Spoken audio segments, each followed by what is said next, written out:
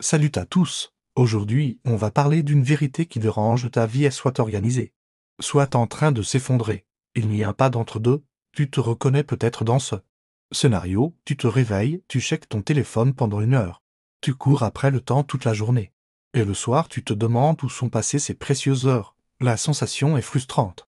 Pas vrai? Mais imagine une autre réalité. Une où tu te réveilles avec un objectif clair. Où chaque action t'approche de tes rêves.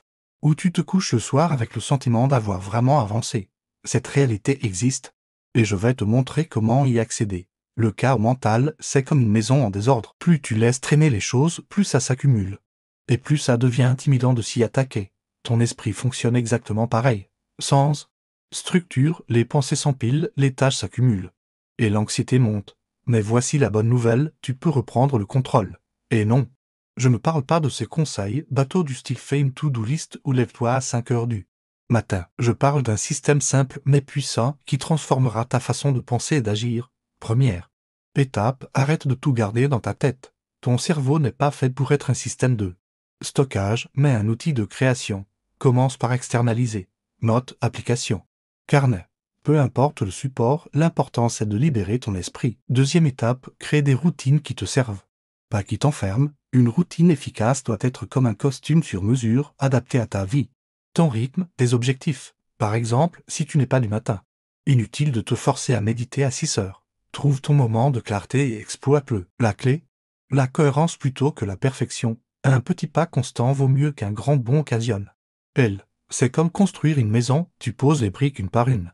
Jour après jour. Maintenant, parlons des outils concrets. Je t'invite à commencer par un exercice simple chaque soir. Prends 5 minutes pour planifier les 3 actions les plus importantes du lendemain. Pas 20, juste 3. C'est réaliste, c'est focalisé. Et ça marche. L'organisation n'est pas une prison, c'est une libération quand tu sais où tu vas. Tu peux te permettre d'être spontané sans perdre le cap.